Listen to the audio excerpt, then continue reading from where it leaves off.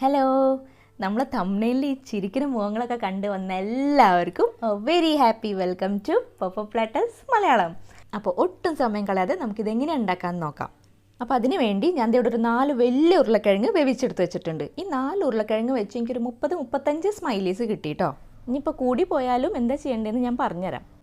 ഇനി നമുക്കിതിനൊരു മാഷർ വെച്ച് മാഷ് ചെയ്തെടുക്കാം, അല്ലെങ്കിൽ ഇത് ഇതുപോലത്തെ ഒരു ഗ്രേറ്റർ വെച്ച് നമുക്കൊന്ന് ഗ്രേറ്റ് ചെയ്തെടുത്താലും മതി. അപ്പോൾ ഒട്ടും ലംസ് കാണില്ല. നമ്മളിങ്ങനെ കൈ കൊണ്ട് വെച്ച് അതിനെ ഉടയ്ക്കാൻ നിന്നാൽ അതിൻ്റെ ഉള്ളിൽ ചെറിയ ചെറിയ ലംസ് കാണും. അപ്പോൾ നമുക്കിതിനെ പരത്തിയെടുക്കാൻ പറ്റില്ല.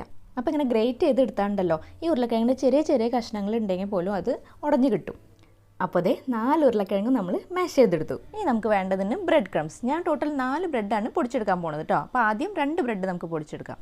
ഇതിനെ നമുക്കൊരു മിക്സിയുടെ ജാറിലേക്ക് മുറിച്ചിട്ട് കൊടുത്തിട്ട് ഇതിനെ പൗഡറാക്കി എടുക്കാം. എന്നിട്ട് നമ്മൾ ഗ്രേറ്റ് ചെയ്ത് വെച്ച ഉരുളക്കിഴങ്ങ് ഉണ്ടല്ലോ അതിലേക്ക് ചേർത്ത് കൊടുക്കാം. ഇതിലേക്ക് ഒരു 7 ടേബിൾ സ്പൂൺ കോൺഫ്ലവർ ഇട്ട് കൊടുക്കാം. പിന്നെ വേണ്ടത് നമുക്ക് ആവശ്യത്തിന് ഉപ്പാണ് കേട്ടോ. ഞാനിവിടെ ഒരു 1/4 ടീസ്പൂൺ ഉപ്പും ഒരു 1/2 ടീസ്പൂൺ മുളക് പൊടിയും ചേർത്ത് കൊടുക്കുന്നുണ്ട്. ഈ മുളക് പൊടി ഇട്ടതുകൊണ്ട് നമ്മൾ ഫ്രൈ ചെയ്തെടുക്കുമ്പോണ്ടല്ലോ നല്ലൊരു കളറും കിട്ടും, ലൈറ്റായിട്ട് എരിവും ഉണ്ടാവും. ഇനി നമ്മളുടെ കയ്യിൽ എണ്ണ പറ്റിയതിന് ശേഷം നമുക്കിതിനെ നന്നായിട്ടൊന്ന് കുഴച്ചെടുക്കാം. ഈ ഉരുളക്കിഴങ്ങിന് ഒരു പശപ്പശപ്പുള്ളതുകൊണ്ട് നമുക്കിതിൽ വെള്ളം ചേർക്കേണ്ട ആവശ്യമില്ല കേട്ടോ. ഇനി ഇതിൽ കൂടുതലായിട്ട് ഇങ്ങനെ സ്റ്റിക്കിനെസ് തോന്നുന്നുണ്ടെങ്കിൽ കുറച്ചും കൂടി ബ്രെഡ് ക്രംസോ അല്ലെങ്കിൽ കോൺഫ്ലവറോ ചേർത്താൽ മതി. ഇതേ അപ്പോൾ നമ്മൾ ഇതിനെ നന്നായിട്ടൊന്ന് കുഴച്ചെടുത്തിട്ടുണ്ട്. ഇനി നമുക്കിതിനെ ഫ്രിഡ്ജിൽ ഒരു 1/2 മണിക്കൂർ സെറ്റാവാൻ വയ്ക്കാം. ഇതിപ്പോൾ 1/2 മണിക്കൂർ കഴിഞ്ഞിട്ടോ ഞാനിത് ഫ്രിഡ്ജിൽ നിന്ന് പുറത്തെടുത്ത് വെച്ചിട്ടുണ്ട്. ഇപ്പോൾ ഇത് നോക്കിയേ നന്നായി ഒന്ന് സെറ്റായിട്ടുണ്ട്. ഇനി നമുക്കിതിനെ ഒന്ന് പരത്തിയെടുക്കണം. അപ്പോൾ ആദ്യം ഞാൻ നിങ്ങൾക്ക് ബട്ടർ പേപ്പർ വെച്ച് കാണിച്ചു തരാം കേട്ടോ. അപ്പോൾ ഒരു ബട്ടർ പേപ്പർ എടുത്തിട്ട് അതിലേക്ക് നമുക്ക് ഓയിലൊന്ന് ബ്രഷ് ചെയ്ത് കൊടുക്കാം. നെയ്യോ ബട്ടറോ ആയാലും കുഴപ്പമില്ല. ഇനി നമ്മൾ പൊട്ടാറ്റോ മാവിലും കുറച്ച് എണ്ണ പറ്റി കൊടുക്കാം. എന്നിട്ട് അതിൻ്റെ പകുതി ഇപ്പോൾ പരത്തിയെടുക്കാം. ഇനി നമുക്ക് ഇനി കൈകൊണ്ട് വെച്ചാലും പരത്തിയെടുക്കാം കേട്ടോ. കൈകൊണ്ട് പറ്റില്ലെങ്കിൽ നമുക്കൊരു ചപ്പാത്തി കോലിൽ എണ്ണ പറ്റിയിട്ട് പരത്തിയെടുത്താലും മതി. അപ്പോൾ അത് ഈ ഒരു കട്ടിയിലാണ് ഞാൻ പരത്തിയെടുത്തിരിക്കുന്നത് കേട്ടോ. ഇനി റൗണ്ട് ഷേപ്സ് കട്ട് ചെയ്തെടുക്കാൻ വേണ്ടി നമുക്കൊരു അടപ്പെടുക്കാം. വല്ല ബോട്ടിലിൻ്റെയോ ജാറിൻ്റെയോ അടപ്പെടുത്തിട്ട് ആദ്യം തന്നെ കോൺഫ്ലവറിൽ മുക്കാം. എന്നിട്ട് നമ്മൾ പൊട്ടാറ്റോ മാവിൽ വെച്ച് കട്ട് ചെയ്തെടുക്കാം. ഈ മാവ് അടപ്പിൽ ഒട്ടി പിടിക്കുന്നുണ്ടെങ്കിൽ കോൺഫ്ലവറിൽ മുക്കിയതിന് ശേഷം മാത്രം ഈ മാവിലേക്ക് വെച്ച് കൊടുത്താൽ മതി കേട്ടോ. ഇനി ഇതിൽ ബാക്കി വന്ന മാവ് നമുക്കൊന്ന് മാറ്റിയിട്ട് അടുത്ത ബാച്ചിൽ പരത്തിയെടുക്കാം.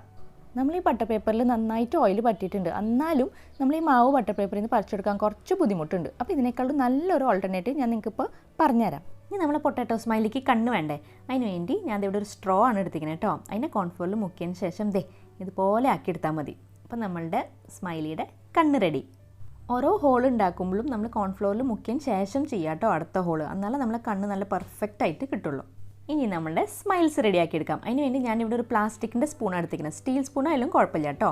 സ്റ്റീൽ സ്പൂണോ പ്ലാസ്റ്റിക് സ്പൂണോ ഏതായാലും കോൺഫ്ലവറിലോ അല്ലെങ്കിൽ ഓയിലിലോ മുക്കിയതിന് ശേഷം ഇങ്ങനെ സ്മൈൽസ് ഉണ്ടാക്കിയെടുക്കാം. നമ്മൾ ക്രിയേറ്റിവിറ്റിക്കും മൂഡിനും അനുസരിച്ച് നമുക്ക് ഇതിൻ്റെ ഷേപ്പ് എങ്ങനെ വേണമെങ്കിലും ആക്കിയെടുക്കാം. ഇനി ഇതിൻ്റെ ഷേപ്പ് ഒന്ന് സെറ്റായി കിട്ടാൻ വേണ്ടി നമുക്കിതിനെ 1/2 മണിക്കൂർ ഫ്രീസറിൽ വെക്കാം കേട്ടോ. ഇനി ഞാൻ നേരത്തെ പറഞ്ഞിട്ടുണ്ടായിരുന്നില്ലേ ബെസ്റ്റ് ആയിട്ടുള്ളൊരു മെത്തേഡ് പറഞ്ഞുതരാമെന്ന്, അത് ഇതാണ് കേട്ടോ. നമുക്കൊരു പ്ലാസ്റ്റിക് കവർ എടുത്തിട്ട് അതിൻ്റെ മുകളിൽ എണ്ണ പറ്റിയതിന് ശേഷം നമ്മൾ ഈ മാവ് പ്ലാസ്റ്റിക് കവറിൻ്റെ മുകളിൽ പരത്തിയെടുക്കാം. ഈ പ്ലാസ്റ്റിക് ഷീറ്റൊക്കെ ഇപ്പോൾ എല്ലാവരുടെ വീട്ടിലും കാണുമല്ലോ അല്ലേ. നമ്മൾ ഡ്രസ്സൊക്കെ വാങ്ങിക്കുന്ന കവറായാലും മതിയിട്ട് ഒന്ന് കഴുകിയെടുത്താൽ മതി.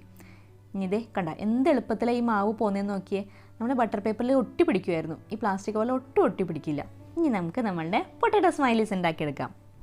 അപ്പോൾ അതേ ഒരു 30-35 സ്മൈലീസ് ഇവിടെ റെഡി ആയിട്ടുണ്ട്. അപ്പോൾ ഇതിനും നമുക്ക് ഫ്രീസറിലൊന്ന് സെറ്റാവാൻ വയ്ക്കാം. നമ്മൾ ബട്ടർ പേപ്പറിൽ പരത്തിയ ഫസ്റ്റ് ബാച്ച് ഉണ്ടല്ലോ ഫ്രീസറിൽ വെച്ച്, അതിപ്പോൾ സെറ്റായിട്ട് കിട്ടിയിട്ടുണ്ട്. ഇപ്പോൾ ഇതിൻ്റെ ഷേപ്പ് ഒന്ന് നോക്കിയാൽ നല്ല ഹാർഡും പെർഫെക്റ്റും ആയിട്ടുണ്ട്. ഇനിയിപ്പോൾ നമ്മളിത് ഫ്രീസറിൽ വെച്ചില്ലെങ്കിൽ എന്താ സംഭവിക്കാമെന്നറിയോ. ഇത് നോക്കിയാൽ ഈ ഷേപ്പ് ഇതുപോലെ ഇരിക്കും. ഞാൻ ഇത് ഫ്രീസറിൽ വെക്കുന്നതിന് മുമ്പ് ഒന്ന് കയ്യിലെടുത്ത് പിടിച്ചതാണ്. അപ്പോൾ അതിൻ്റെ ഷേപ്പ് അങ്ങോട്ട് മാറിപ്പോയി. അപ്പോൾ ഫ്രീസറിൽ വെച്ചാൽ നമ്മുടെ മാവ് ഒന്ന് ഹാർഡായിട്ട് ആ ഷേപ്പ് റിട്ടേൺ ചെയ്ത് കിട്ടും. ഇനി നമുക്ക് ഈ സ്മൈലീസിനെ എണ്ണയിൽ വറുത്തെടുക്കാം. അപ്പോൾ എണ്ണ ചൂടായോ നോക്കാൻ വേണ്ടിയിട്ടാണ് ഞാൻ ആദ്യം തന്നെ ഒരെണ്ണ ഇട്ട് കൊടുക്കുന്നത് കേട്ടോ. ഇതിപ്പോൾ എണ്ണ ചൂടായിട്ടില്ല. അപ്പോൾ ഇതൊന്ന് എടുത്തതിന് ശേഷം നമുക്ക് ബാക്കിയുള്ളത് ഇട്ട് കൊടുക്കാം. അപ്പോഴേക്കും എണ്ണ ചൂടായി കിട്ടും.